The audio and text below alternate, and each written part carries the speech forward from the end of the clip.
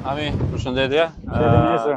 Gjendemi sot te ura e Milodit, që në fakt ka një distancë rreth 781 metra dhe në fakt si për ironi të fatit jemi në vendin ku ka erë më të madhe pothuajse në gjithë Shqipërinë. Gjendemi këtu sot për shkak se gjatë vitit të shkuar, në sezonin veror, ne konstatuam që këmbët e kësaj ure kishin probleme me qëndrueshmërinë dhe unë di që ARSH-ja atëherë ngriti një grup për të parë le themi qëndrueshmërinë e këmbëve të urë. U mor një vendim i vështirë në fakt, sepse ishim në sezon veror, por që ishte i domosdoshëm pasi siguria e njerëzve dhe mjeteve është më e rëndësishme edhe se qarkullimi. Dhe u mor vendimin që të bllokohej qarkullimi në këtë urë për shkak se rrezikohej, si thua, siguria e këmbëve të urës. Di që keni bashkëpunuar me Universitetin e Tiranës, që edhe ky është një element i rëndësishëm në fakt dhe që duhet theksuar, pasi Universiteti i Tiranës tani është gjithmonë më tepër i përfshirë në gjitha detyrat e studimeve dhe projektimeve të institucioneve tona shtetërore. Çfarë masash janë marrë, çfarë masash ka marrë ARSH-ja, di që këtu ka patur edhe një kontratë lidhur dhe për të cilën janë kryer dhe veprimet e duhura.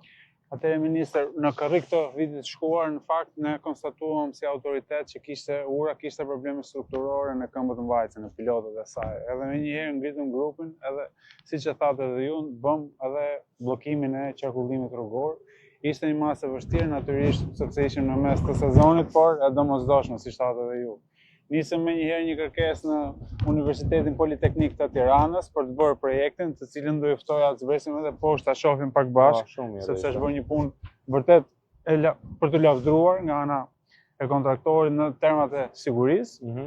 Dhe më pas u hodh procesi për prokurimin dhe në nëntor, le të themi, filluan punimet për stabilitetin e këmbëve të mbajtëse. Atëherë u fillua me pastrimin dhe nivelimin në bazamentin e pilotave. Më pas u bë dhe betonimi i tyre për të bërë dhe lidhjen midis pilotave, ndërkohë që u mor dhe një masë e tretë shtesë mbrojtëse që ishte me mure gabion. Pra, do e shohim kur të zbresim edhe poshtë së bashku, me mure gabion për të mbrojtur pra këtë betonim që ne bëm si masë shtesë. Ndërkohë që në janar të vitit, ndërkohë që një pjesë e mirë e punimeve kishin përfunduar edhe ishim drejt përfundimit total të punimeve, pati një prurje të madh lumi dhe kjo bëri që në 11 këmbët që ne do i shohim tani nga afër, në 11 këmbët e para nga ky drejtim që ne jemi, ne bëm edhe betonimin e tyre, pra si një masë shtesë sigurie për qëndrueshmërinë e urës. Dhe ne në këtë pikë jemi të sigurt edhe me masat shtesë nëpërmjet cilave ne kemi vënë tabelat njoftuese që pesha në këtë urë do jetë 13 ton për aks, që nënkupton që kamionet me 2 akse kanë peshën maksimale 26 ton, qëndrueshmëria e kësaj ure është për një afat 5-7 vjeçar. Shumë mirë. Pra i shtojmë jetëgjatësi i urës edhe për një periudhë pothuajse 7 vjeçare. Patjetër, në kushte sigurie të plot. Ndërkohë që vlen të përmendim së bashku që kjo urë është pjesë e urave të përzgjedhura nga konsulenti me bankën botërore. Pra ne këtu do hyjmë në një investim të plot. Pasi të mbarojmë sezonin veror një herë që të shfryhet edhe gjithë trafiku dhe pastaj do kemi edhe një, le të themi, vendosje me tapet të shtresave rrugore. Patjetër, siç e konstatuam edhe bashkë, ura patjetër ndjen nevojën e një shtrese asfaltike, por që ne nuk e bëm si ndërhyrje sepse nuk ishte pjesë ndërhyrje si ne zhvilluam, sepse ndërhyrja qëndronte vetëm në këmbët e urës, por që patjetër me sezonin ne do e mbajmë edhe në mbikëqyrje dhe patjetër që mund të bëhen shtresat asfaltike për ta bërë qarkullimin më të vijueshëm në këtë urë që gjatë sezonit këtu nga informacionin që ne kam, trafiku është i konsiderueshëm. Dhe kjo është e rëndësishme në fakt ne duke filluar që nga dita sotme e hapim këtë urë për qarkullimin e gjithë automjeteve dhe mendojmë dhe vlerësojmë që kjo urë shërben edhe gjatë sezonit turistik në fakt, si një shfyrje e gjithë flukseve të, le të themi, rrugës Milot-Lezhë. Ndërkohë për të pikërisht për të kthyer të rruga Milot-Lezhë, gjatë gjithë kësaj periudhe ne kemi patur shqetësime në lidhje dhe pretendime në lidhje me sigurinë e urës së Matit, që është ajo ura që lidh Lezhën me Milotin. Ne kemi komunikuar dhe bashkë gjatë gjithë kësaj kohe dhe di që strukturat e ARSH-s kanë shkuar dhe kanë bërë verifikimet për kacën terren. Mund të na japësh pak një informacion si duket situata aty? Jo vetëm ministër, pra jo vetëm në urën Berlusconi që njive, pra ura e re e Matit, ose ura Berlusconi, pasi ka qenë atëherë kryeministri Berlusconi në inaugurimin e saj.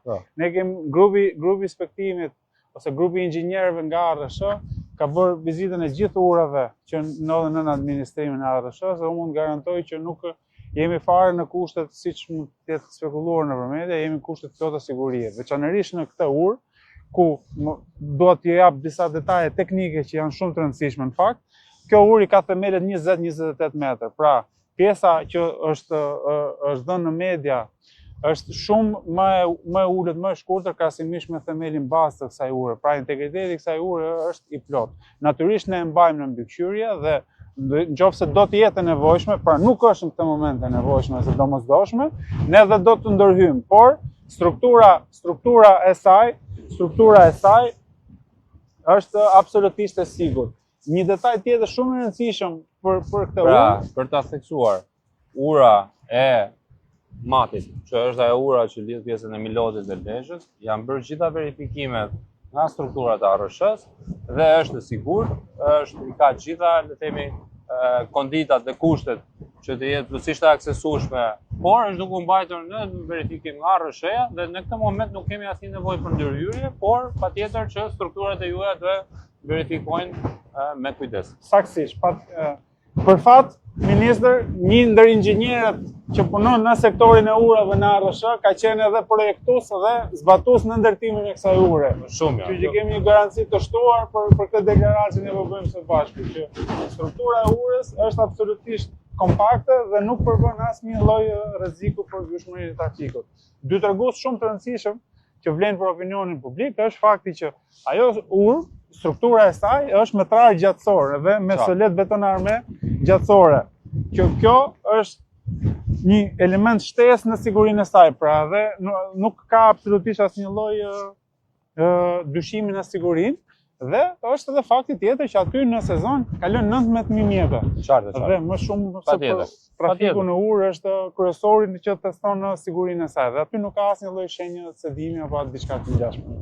Shkëlqyer Rami. Ndërkohë, ndoshta është nevoja të theksojmë edhe 2-3 elemente në lidhje me periudhën dhjetor, janar, shkurt. Ne kemi patur një sezon me shumë rreshje të lagësht, që në fakt shumë mirë që ka qenë i lagësht, sepse e keni parë dhe hidrocentrali Fierzës dhe gjithë kaskada është mbushur në mënyrë natyrore dhe jemi në nivele shumë optimale, por nga ana tjetër kjo situatë ka krijuar dhe disa shkarje apo incidente në infrastrukturën rrugore. Unë së pari duhet të theksoj strukturat e ARSH-s, sepse kanë qenë aty në terren menjëherë dhe kanë bërë dhe evadimet e menjëhershme të gjithë situatës. Por është nevojshëm të theksohem si e kemi situatën aktuale të infrastrukturës rrugore dhe ku janë, le të themi, 2-3 segmente nëse kemi ndonjë problematikë ose ndonjë element të caktuar. Përjashtojmë rastin e Librazhdit, të cili, le të themi, ndërpreu vjeshmërinë e trafikut, ne në asnjë aks apo në segment tjetër nuk e kemi një fenomen të ngjashëm. Strukturat e ARSH-s kanë qenë vazhdimisht në gatishmëri sa herë që kanë ndodhur fenomene të tilla dhe ky sezon, siç e thatë dhe ju, që i të zgjatur në shira, pra edhe në kohë dhe në intensitet, por që strukturat kanë qenë në gatishmëri dhe trafiku ka qenë vazhdimisht i mbushur. Ndërkohë që të gjitha defektet që kanë ndodhur, vlen t'ju them që ose janë nën efekt garancie, ose janë në kontratën mirëmbajtje. Pra dhe kjo përbën edhe faktin që pse ne reagojmë në mënyrë menjëhershme dhe trafiku nuk cënohet asnjëherë në vjeshmëri. Kjo situatë në këtë moment, veçanërisht këto 2-3 javë të fundit që edhe shirat kanë pushuar, paraqitet komplet stabil, ne ndërkohë si autoritet vijmë tani me fokus në gjithë kantierët që kemi, që të mbyllim sa më parë të jetë mund. Pami, kjo është e rëndësishme, sidomos edhe tani në hyrjet e sezonit veror, ne duhet të përgatisim gjitha masat e nevojshme që ky sezon veror, aty ku kemi mundësit, na gjejë të përgatitur dhe të kemi lirshmëri çarkullimi. Unë të falenderoj për punën shumë të mirë të bërë në këtë urë ku sapo bëmë inspektimin dhe siç e njoftuam, duke filluar nga dita e sotme, çarkullimi i mjeteve në këtë urë është i hapur dhe është i lirë për të bërë. Faleminderit.